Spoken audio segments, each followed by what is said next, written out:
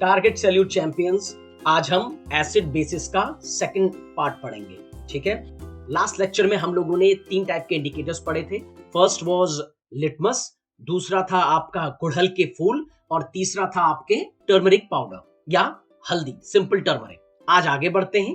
एक चीज मैं आपको रिवाइज कराना चाहूंगा इसमें जो बहुत इंपॉर्टेंट है, वो ये है कि पिछली बार हमने पढ़ा था कि लिटमस को हम लोग पेपर की पतली पतली जो स्ट्रिप्स होती हैं वैसे यूज करते हैं, और लिटमस पेपर नॉर्मली 2 कलर का होता है, ब्लू लिटमस पेपर और रेड लिटमस पेपर। अब मैं जल्दी से आपको ब्रीफिंग करा दूं कि एसिड और बेस कैसे मालूम पड़ेगा। अगर हम किसी सब्सटेंस को लिटमस पेपर में डालेंगे और वो ब्लू लिटमस रेड होगा तो दैट सब्सटेंस इज एसिडिक, और अगर litmus paper red litmus blue हो रहा है तो वो सॉल्यूशन या वो सब्सटेंस क्या होगा, बेसिक। कुछ बच्चे अब सोच रहे होंगे कि अगर लिटमस पेपर में कलर चेंज कुछ ना हो तो वो सॉल्यूशन क्या होगा, तो वो सॉल्यूशन होगा न्यूट्रल। ओके, जैसे वाटर, पानी जो है वो न्यूट्रल सॉल्यूशन है, उसका पीएच या उसकी एसिडिटी और बेसिसिटी दोनों बराबर है। अब एसिड बेस की बात चल रही है तो मैं आपको एसिड रेन से फेमिलियर कराना चाहूंगा। एसिड रेन बहुत ज्यादा डैमेजिंग होती है, और जैसे एसिड रेन का नाम इंडिकेट करता है, इसमें रेन में एसिड होता है और वो भी एक्सेस में। अब आप सोच रहे होंगे कि एसिड रेन में ये एसिड आता कहां से। एसिड रेन में जो एसिड आता है वो आता है कार्बन डाइऑक्साइड से, सल्फर डाइऑक्साइड से और नाइट्रोजन डाइऑक्साइड से। ये 3 टाइप की जो गैसेस होती हैं वो बनाती हैं एसिड रेन। अब ये गैसेस आती कहां से? ये गैसेस एयर में रिलीज होती हैं एज पॉल्यूटेंट, और जब तीनों टाइप की गैस एयर में रिलीज होती हैं तो ये वाटर के साथ मिलकर या रेन ड्रॉप्स के साथ मिलकर एसिड बनाती हैं। कार्बोनिक एसिड जिसका फॉर्मूला होता है H2CO3, सल्फ्यूरिक एसिड जिसका फॉर्मूला होता है H2SO4, और नाइट्रिक एसिड जिसका फॉर्मूला होता है HNO3। ये तीनों ही एसिड बड़े इंपॉर्टेंट हैं, जिसमें से सल्फ्यूरिक एसिड और नाइट्रिक एसिड बहुत डेंजरस है। अब ऐसे डेंजरस एसिड्स अगर रेन के साथ गिरे तो जाहिर है ये बहुत ज्यादा डैमेजिंग हो। इसीलिए एसिड रेन ह्यूमंस के लिए तो है ही, एनिमल्स के लिए भी है, पेड़ पौधे, बिल्डिंग्स के लिए, हिस्टोरिकल मॉन्यूमेंट्स के लिए, सब के लिए बहुत डैमेजिंग होती है। अब आप सोच रहे होंगे टॉपिक ये दिया क्यों है बुक में? ये इसलिए दिया है कि आपको ये मालूम पड़ सके कि एसिड रेन बनती है पॉल्यूशन से, तो जितना भी कम पॉल्यूशन हम लोग करेंगे एसिड रेन उतनी कम प्रोड्यूस हो। अब एक क्वेश्चन मैं आपको देना चाहूंगा, जल्दी से याद रखिएगा। जब भी आप लेबोरेटरी में जाएं या लैब्स में जाएं, अपने कॉलेज की 7th में जाएंगे, हो सकता है 8th या 9th, जिस भी क्लास में जाएं, तो please do take care while handling acid and bases, क्योंकि ये बहुत ज्यादा डैमेज कर सकते हैं आपकी स्किन को, इरिटेट कर सकते हैं और हार्मफुल होते हैं स्किन के लिए। ठीक है, ये क्वेश्चन था। अब इसी के साथ साथ एसिड बेस में एक और टॉपिक आता है, एसिड और बेसिस को अगर हम मिक्स कर दें तो क्या होगा। इस प्रोसेस को बोलते हैं न्यूट्रलाइजेशन। और न्यूट्रलाइजेशन होता क्या है? The mixing of acid and bases to give salt and water is called neutralization. इसी को हम डिटेल में करते हैं, लेकिन उससे पहले मैं आपको एक इंडिकेटर और पढ़ाऊंगा। वो इंडिकेटर है फेनोल्फथलीन। बहुत इंपॉर्टेंट इंडिकेटर है। जैसे लिटमस पेपर होता है वैसे फेनोल्फथलीन का कलर जो होता है वो कलरलेस हो, और ये भी एसिड और बेसिस को पहचानने के काम आता है। तो अगर हम कोई एसिड ड्रॉप बाय ड्रॉप फेनोल्फथलीन में डालें तो फेनोल्फथलीन का कलर चेंज नहीं होता, जैसा था वैसा ही रहेगा। What does it mean? इसका मतलब है अगर हम कोई सब्सटेंस फेनोल्फथलीन में डालें और फेनोल्फथलीन का कलर चेंज नहीं हो रहा, इसका मतलब वो सब्सटेंस एसिडिक है। ओके, और अगर हम फेनोल्फथलीन में बेस डालेंगे NaOH, KOH, तो उसका कलर कैसा हो जाएगा? उसका कलर चेंज हो जाएगा और चेंज होके पिंक हो जाएगा। तो इसको हम फिर से ब्रीफ कर लें। फेनोल्फथलीन एक प्रकार का इंडिकेटर होता है, बड़ा इंपॉर्टेंट, लिटमस पेपर की तरह। अगर इसमें हम कोई एसिडिक सॉल्यूशन डालें तो फेनोल्फथलीन का कलर चेंज नहीं होता, वो वैसा ही रहता है। और अगर कलर चेंज होके पिंक हो रहा है तो इसका मतलब जो सॉल्यूशन हमने डाला है वो क्या है? बेसिक। अब जैसे हमने टॉपिक अभी शुरुआत की थी न्यूट्रलाइजेशन से, और मैंने आपको बताया था कि अगर हम एसिड और बेस को ऐड करें और सॉल्ट और वाटर बनता है तो उसे बोलते हैं न्यूट्रलाइजेशन। तो रिमेंबर वन थिंग, अगर हम इक्वल अमाउंट ऑफ एसिड और इक्वल अमाउंट ऑफ बेस मिलाएं तो रिएक्शन करने के बाद प्रोडक्ट बनेगा सॉल्ट और वाटर, और जो एसिड और बेस है उनका इंडिविजुअल नेचर डिस्ट्रॉय हो जाए अगर हम इक्वल अमाउंट में मिलाएं।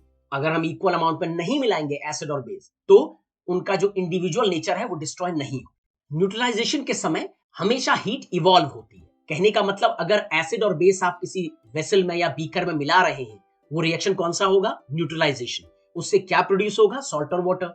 लेकिन साथ साथ आप ये देखेंगे कि हीट निकल रही है, क्यों? क्योंकि न्यूट्रलाइजेशन का प्रोसेस ही हीट इवॉल्विंग होता है।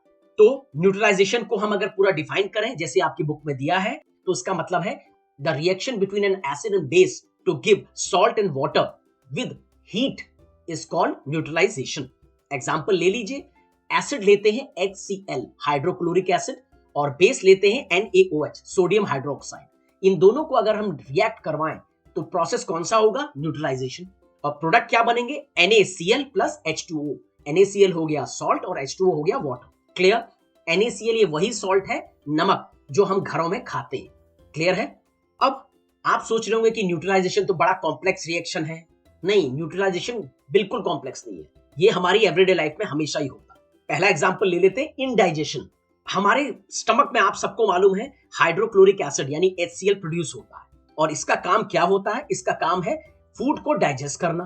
क्लियर है? लेकिन कभी कभी ऐसा हो जाता है कि हमारे स्टमक में एसिड ज्यादा प्रोड्यूस हो जाता है और जब ज्यादा प्रोड्यूस हो जाता है तो उसकी वजह से जो फूड है वो तो डाइजेस्ट हो जाएगा, लेकिन एसिड क्योंकि ज्यादा प्रोड्यूस हुआ है वो इनडाइजेशन कॉज करता है और इनडाइजेशन बड़ा पेनफुल होता है। अक्सर बहुत लोगों को घरों में होता है, पेट में दर्द होता है, कुछ पिलाया जाता है, इनो पिलाया जाता है आपको या डाइजीन पिलाया जाता है, सिरप या टैबलेट्स। तो उसका प्रोसेस क्या होता है? क्योंकि हमारे स्टमक में एक्सेस HCl है यानी एक्सेस एसिड है, तो जो भी चीज हमें पिलाई जा रही है वो उसमें बेस होता है और एसिड और बेस मिलके फिर से क्या करेंगे? न्यूट्रलाइजेशन। इसीलिए हमको इंडाइजेशन में आराम आ जाता है। सेकेंड एग्जाम्पल है न्यूट्रलाइजेशन का बड़ा फेमस, एंट बाइट या मधुमक्खी या ततैया जब काट लेता है तो जैसे मैंने आपको पहले भी बताया था कि बॉडी में फॉर्मिक एसिड इंजेक्ट करता है, उससे पेन होता है या स्वेलिंग हो जाती है।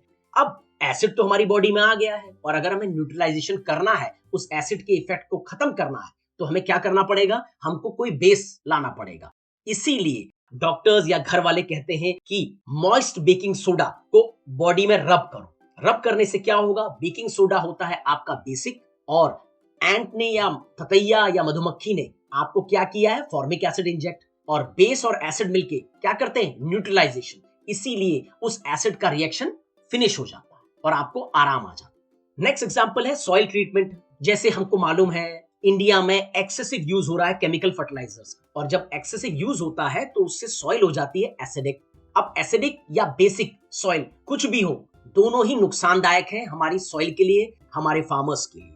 तो क्या किया जाता है? जब सॉइल बहुत ज्यादा एसिडिक हो जाती है तो उसको ट्रीट किया जाता है क्विक लाइम से या स्लेग लाइम से, क्योंकि सॉइल बहुत ज्यादा एसिडिक है और क्विक लाइम या स्लेग लाइम बेसिक होता है, तो एसिड और बेस मिलके रिएक्शन करते हैं और न्यूट्रलाइजेशन होता है, जिससे सॉइल में जो एक्सेस एसिड था वो फिनिश हो जाता है।